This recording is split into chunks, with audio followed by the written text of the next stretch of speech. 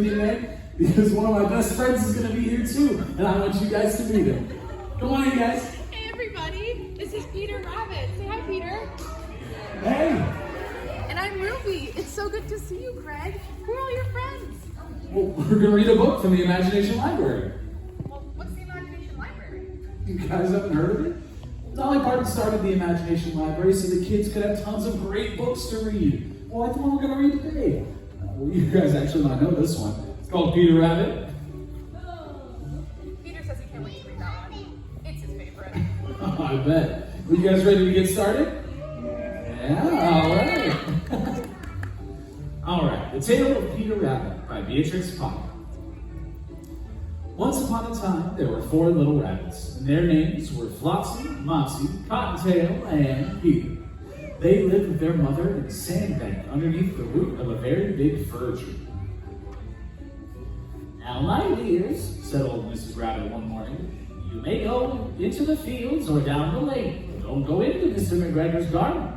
Your father had an accident there. He was put in a pie by Mrs. McGregor. Now run along and don't get into mischief. I am going out. Then old Mrs. Rabbit took a basket and her umbrella and went through the woods to the baker's. She bought a loaf of brown bread and 5 currant buns. Flopsy, Mopsy, and Cottontail, who were good little bunnies, went down the lane to gather blackberries. But Peter, who was very naughty, ran straight away to Mr. McGregor's garden and squeezed under the gate. First he ate some lettuce and some French beans, and then he ate some radishes. And then, feeling rather sick, he went to look for some parsley.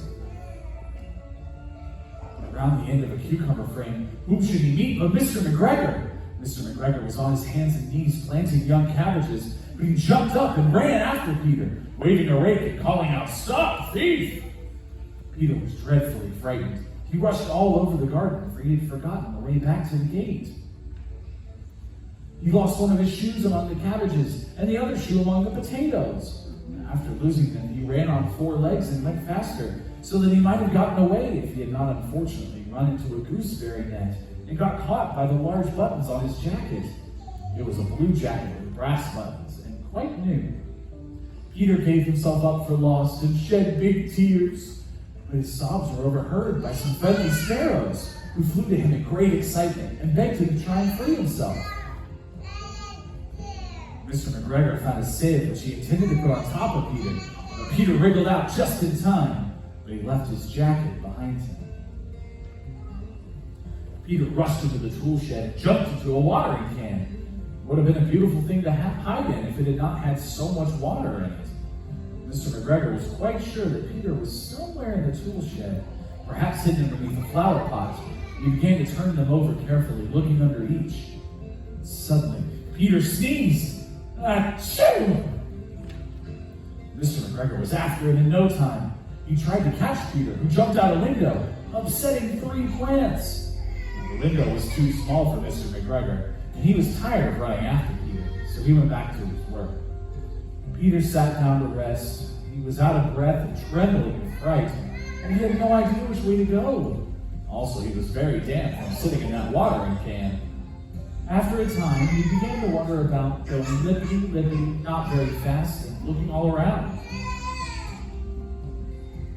He found a door in a wall, but it was locked, and there was no room for a fat little rabbit to squeeze underneath. An old mouse was running in and out over the stone doorstep, carrying peas and beans to her family in the woods. Peter asked her the way to the gate, but she had such a large pea in her mouth that she couldn't answer. She only shook her head at him, and Peter began to cry. Then he tried to find his way straight across the garden, but he became more and more puzzled. Presently, he came to a pond. A white cat was staring at some goldfish. She sat very, very still, but now and then the tip of her tail twitched as if it was alive. Peter thought it best to go away without speaking to her. He had heard about cats from his cousin, little Benjamin Bunny. He went back towards the tool shed, but suddenly, quite close to him, he heard the noise of a hoe. Scritch, scratch, scratch, scritch. Peter scuttered underneath the bushes. But soon, as nothing happened, he came out, climbed upon a wheelbarrow, and peeped over. The first thing he saw was Mr. McGregor hoeing onions, but his back was turned towards Peter, and beyond him was the gate. Peter got down very quietly off the wheelbarrow and started running as fast as he could go along the straight walk behind some blackberry bushes. Mr. McGregor caught sight of him at the corner, but Peter did not care. He slipped underneath the gate and was safe at last in the woods outside the garden. Mr. McGregor hung up his little jacket and his shoes as a scarecrow to frighten away the blackbirds. Peter never stopped running or looking behind him until he got home to that big fir tree.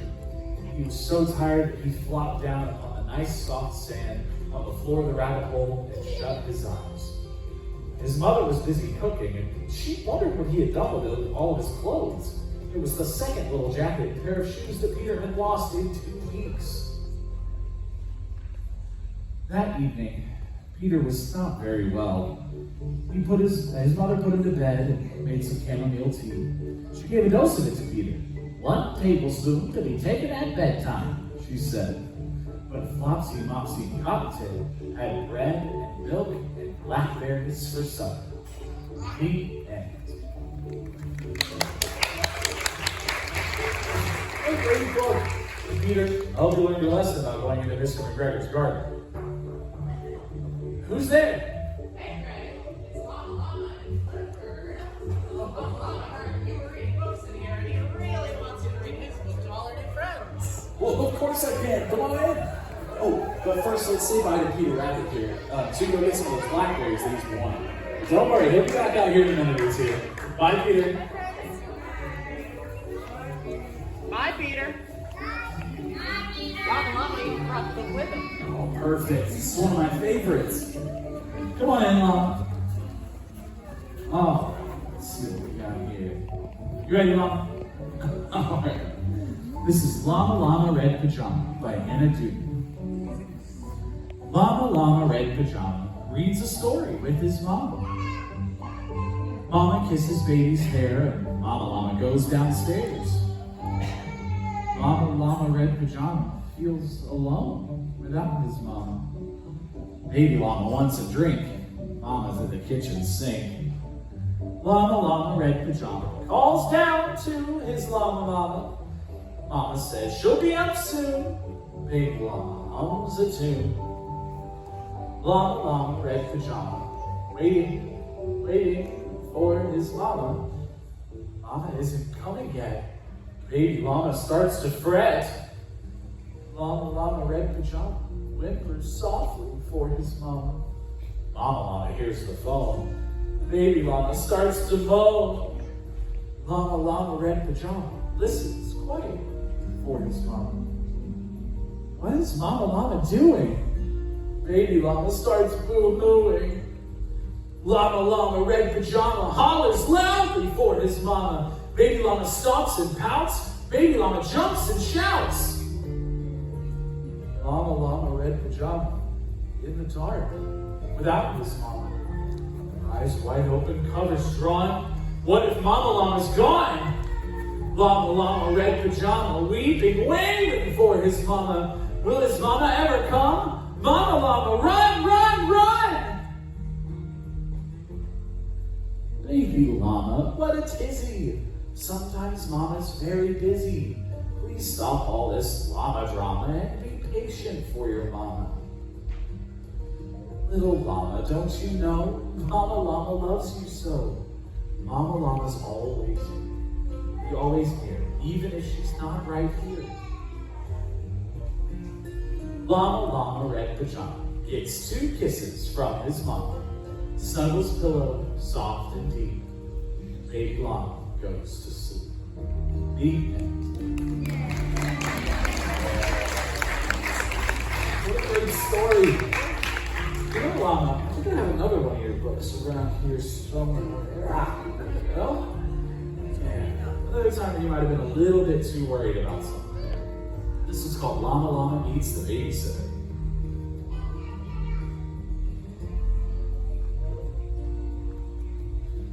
Alright. Llama having toast. Llama loves this meal the most. The start of every happy day. Mama has some things to say. I have something new to talk about. Tonight I will be going out. Graham can't come as normal, but I have a plan you'll like a lot.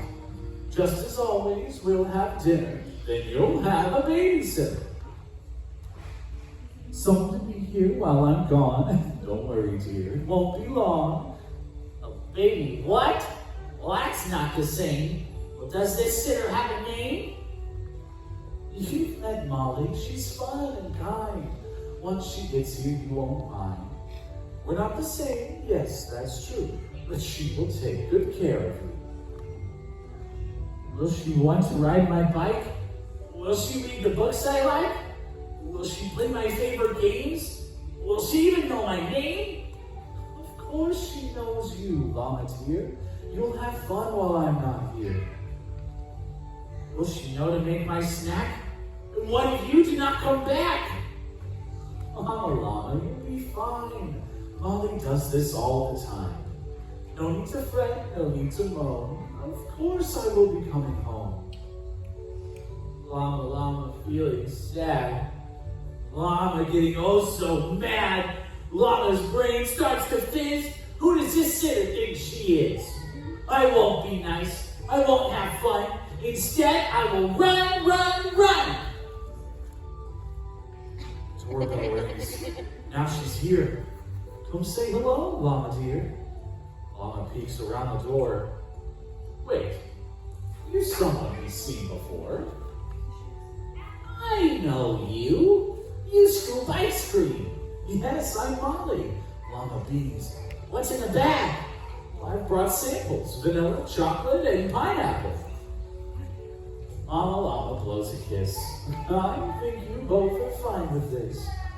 Mama's gone now, out the door. Treats with Molly and so much more. Play in the yard, jump up and down, kick the ball and run around. Ice cream, reading, hide and seek.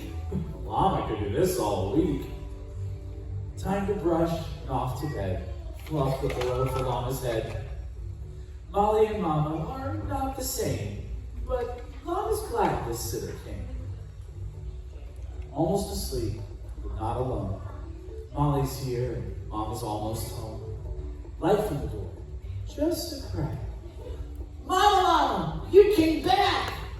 Little Lama, I told you so. Now it's Molly's turn to go.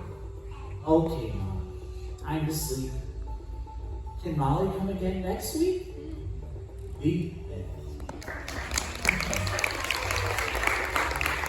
What a great story. And Lama, I hope you remember that even when you're worried, everything will be all right. I had so much fun getting to read a couple books with you guys today. Thank you so much for coming by, and don't forget to keep reading. Thank you, guys. My friends and I will be hanging out up here for a little bit. If you do want to come say hi, just grab your adult, come on up. You can come give a high five, grab a hug, take a picture, whatever you'd like. Come on up. We'll make 2 lines right in front of you. Oh, okay. That's all right. Lama's actually got to go back and take a nap. But Peter's going to be out here, so you can come say hi to Peter. Or Lama's good. All right. Lama and Peter will both be out here. You can come say hi to everybody. Get over there, Miss Ruby. Thank you, ma'am.